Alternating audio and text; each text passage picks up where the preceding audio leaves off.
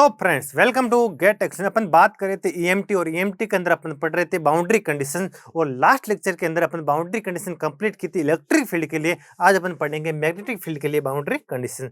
तो हेडिंग डालो boundary conditions for magnetic field. कैसी फील्ड के लिए? मैग्नेटिक फील्ड, एच फील्ड के लिए अपन बाउंड्री कंडीशंस की बात करने वाले हैं। ये अपन का सेकंड बाउंड्री कंडीशन की बात करेंगे जो मैग्नेटिक फील्ड के लिए एप्लीकेबल है। ये मान लो मेरे को इंटरफेस है, ये कोई सरफेस है जिसकी करंट डेंसिटी की वैल्यू कितनी है? सरफेस करंट डेंसिटी की वैल्यू कितनी है?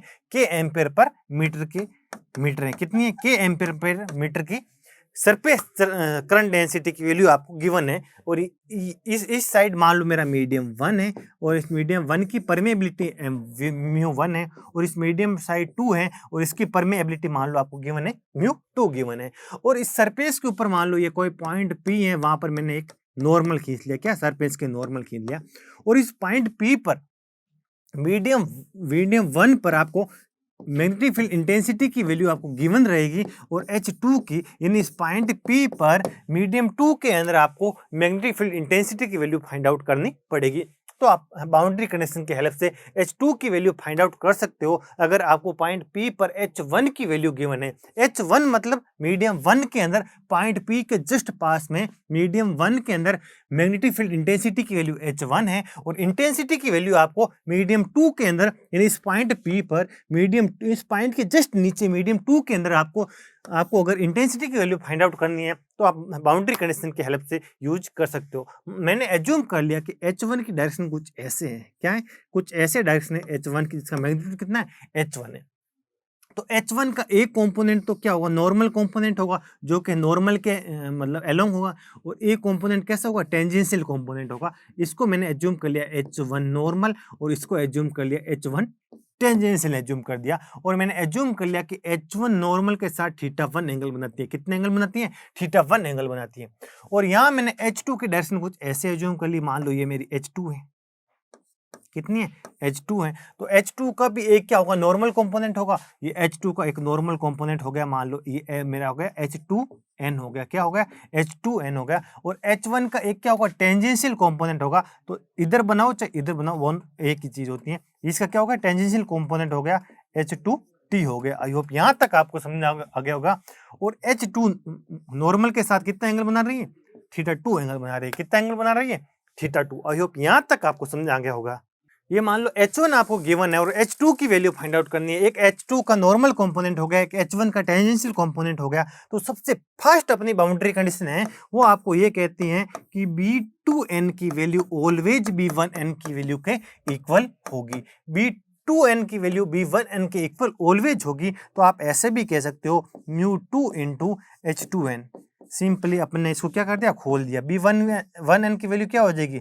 μ1 इंटू H1n के इक्वल होगी। ये अपन की फर्स्ट बाउंड्री कंडीशन है। ये आपके दिमाग में सेट होनी चाहिए कि मैग्नेटिक फ्लक्स डेंसिटी की वैल्यू बाउंड्री के अक्रॉस क्या होती है?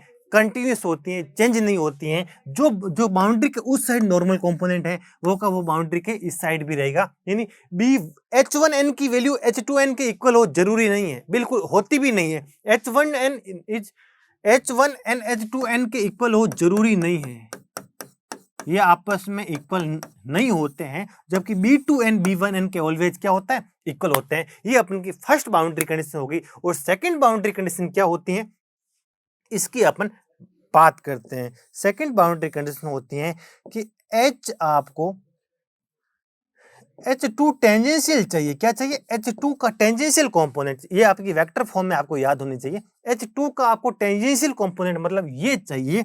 और आपको H1t पता है, इसमें कुछ प्लस आ जाएगा। प्लस क्या आ जाएगा? K क्रॉस AN के। ये मोस्ट इंपॉर्टेंट है, ये आपको अप्लाई करना आना चाहिए। किसी भी जब अपन प्रीवियस ईयर सारे क्वेश्चन करेंगे तो आपको अप्लाई करना मैं बताऊंगा। H2t की value H1t plus K cross AN cap होता है। कितना होता है? ये वाली K इस टाइम यूज हो जाएगी। K को बोला जाता है सरफेस करंट डेंसिटी। क्या बोलते हैं? Surface current density cross AN cap. आपको ये पता होना चाहिए कि AN कैप है ना, हमेशा मीडियम 1 से मीडियम 2 की ओर एक यूनिट वेक्टर होता है। क्या होता है? ए एन कैप मीडियम 1 से मीडियम 2 की ओर, यानी इसका मेरे को पता है, यहाँ पर मेरे को फाइंड आउट करना है। तो मीडियम 1 से मीडियम 2 की ओर एक यूनिट वेक्टर होता है। क्या होता है? मीडियम 1 से मीडियम 2 की ओर एक unit vector a n cap होता है। आई होप यहाँ तक आपको समझ आ गया होगा। और के होता है ये जो आपको दिख रही है ना सरफेस, इसकी सरफेस करंट डेंसिटी क्या होती है? के होती है।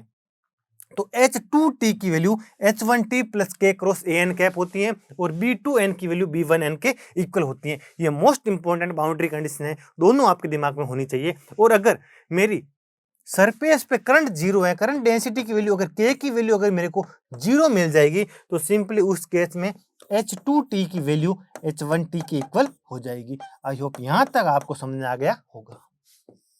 अगर मेरी सरफेस करंट डेंसिटी की वैल्यू जीरो मिल जाएगी, तो उस केस में H2T H1T के इक्वल हो जाएगी। और इस केस के अंदर आपको अगर tan थीटा 1 अपॉन, अगर सरफेस करंट डेंसिटी अगर आपकी जीरो है, तो tan theta 1 upon tan theta 2 μ1 upon μ2 के रेशियो में होगी। किसके इक्वल होगी?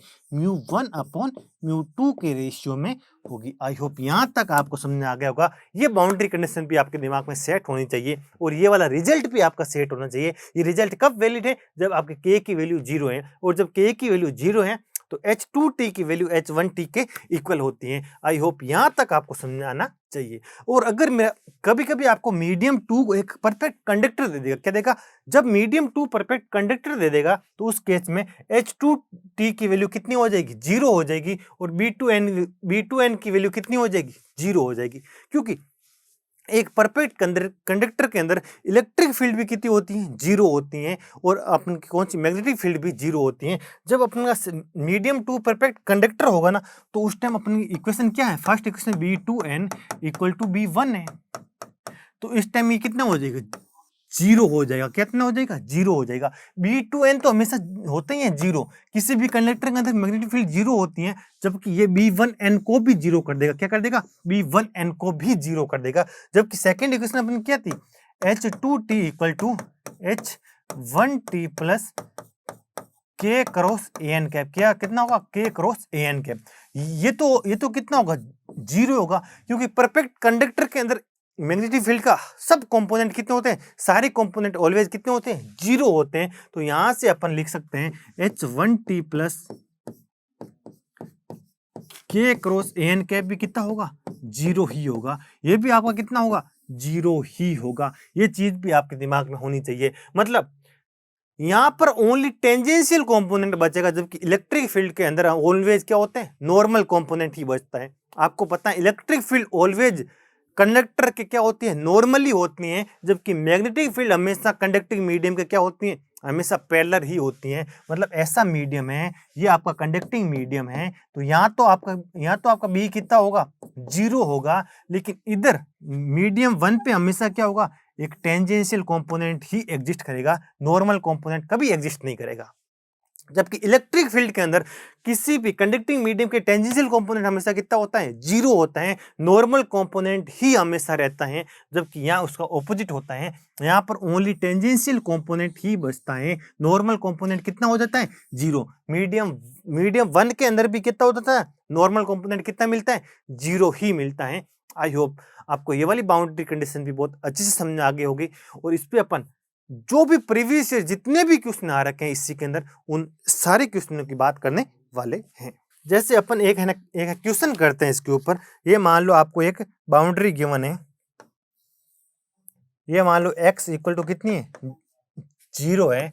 ये आपकी x is less than zero, ये x is greater than zero, medium 1 है, मीडियम 2 है। और ये जो आपको गिवन है मीडियम 1, इसकी रिलेटिव परमिटिविटी और रिलेटिव परमेबिलिटी दोनों कितनी है? 1। मतलब ये एयर या फ्री स्पेस मीडियम है।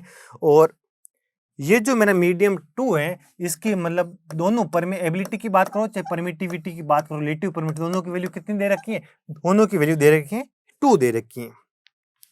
और इस मीडियम के अंदर मेरे को H1 की वैल्यू गिवन है। H1 की वैल्यू गिवन है 3ax cap plus 30ay cap. ये मेरे को गिवन है। और यहाँ पर मेरे को k की वैल्यू गिवन है। और ये अपन को के की वैल्यू अब मेरे को गिवन है 10 AY कैप, कितनी है 10 AY cap ampere per metre given है। आई होप यहां तक आपको समझ आ गया होगा। H1 गिवन है और H2 की वैल्यू पूछ रहे हैं, अपन को किसकी वैल्यू पूछ रहे हैं, H2 की वैल्यू पूछ रहे हैं। तो सबसे पहले ये x less than 0 x greater than 0, तो इसके सरफेस की नॉर्मल कंपोनेंट क्या होगा, ax कैप होगा या नहीं होगा, बिल्कुल x इक्वल टू 0 का नॉर्मल कंपोनेंट ax होता है। तो सबसे पहले H1 का नॉर्मल कंपोनेंट क्या होगा, H1 का नॉर्मल कंपोनेंट 3x कैप होगा और H1 का टेंजेंशियल कंपोनेंट कितना होगा 30 AY कैप होगा या नहीं होगा, बिल्कुल।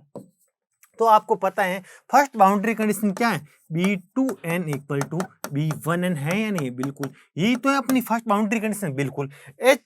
तो H1n की वैल्यू मेरे को पता है, तो मेरे को बताओ B2n की वैल्यू कितनी हो जाएगी, B1n कितना हो जाएगा, μ1 इंटू H1 होगा या नहीं होगा, बिल्कुल ये हो जाएगा μ1 इंटू H1n होगा, बिल्कुल ये चीज आपको आनी चाहिए। अब आपको अगर आपको निकालना क्या H2 निकालना है, तो इसको मैं लिख सकता हूं μ2 into H2 normal equal to μ1 into H1 normal, लिख सकता हूं या नहीं लिख सकता हूं, बिल्कुल लिख सकता हूं। तो अगर मेरे को H2n की वैल्यू फाइंड आउट करनी है, तो H2n की वैल्यू कितनी हो जाएगी, μ1 अपॉन μ2, μ1 की वैल्यू कितनी है 1 है, μ2 की वैल्यू 2 हो जाएगी, क्योंकि है ना म्यू नोट से म्यू नोट तो आपस में क्या हो जाएगा, कैंसिल हो जाएगा। μ1 अपॉन μ2 की वैल्यू कितनी हो जाएगी 1/2 और H1n की वैल्यू कितनी है 3x कैप, तो आंसर कितना आ जाएगा, ये आ जाएगा नॉर्मल कंपोनेंट की value H2n equal to 1/2 3x cap. I hope यहां तक आपको समझ आ गया होगा।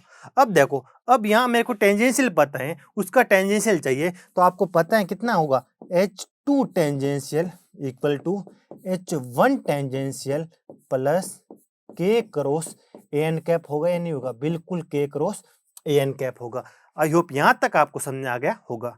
तो देखो इसको मैं हटाऊं अगर, तो देखो मेरे को H2T की वैल्यू कितनी मिलेगी, बताओ H1T कितना है 30 AY कैप, बिल्कुल 30 AY कैप प्लस कितना हो जाएगा, ये आप बताओ K कितना है, K मिल गया मेरे को 10 AY कैप मिल गया, बिल्कुल 10 AY cap cross AN cap. AN cap हमेशा मीडियम 1 से मीडियम 2 की ओर यूनिट वेक्टर जो क्या है AX कैप है, तो ये कितना हो जाएगा क्रॉस AX कैप। तो यहाँ आंसर कितना आ जाएगा, यहाँ आ जाएगा 30 AY cap plus AY cross AX कितना होता है, माइनस का AZ होता है, कितना होता है माइनस का 10 AZ कैप। आई होप यहाँ तक आपको समझ आ गया होगा। ये आपको H2T की वैल्यू मिल गई, क्या मिल गई H2T की वैल्यू मिल गई, और ये आपको H2n की वैल्यू मिल गई, किसकी मिल गई H2n मिल गया, H2T मिल गई। तो बताओ H2 कितना हो जाएगा, H2 हो जाएगा H2T प्लस H2n के इक्वल हो जाएगी। अगर इनका आप सम कर दोगे तो आपको H2 की वैल्यू मिल जाएगी। आई होप आपको बाउंड्री कंडीशन कैसे अप्लाई करते हैं ये आपको समझ आ गया होगा। अपन प्रीवियस ईयर सारे क्वेश्चन जो भी बाउंड्री कंडीशन पे आ रखे हैं वो सारे क्वेश्चन करने वाले हैं नेक्स्ट लेक्चर में। तो इस लेक्चर के लिए इतना ही, तो थैंक यू सो मच।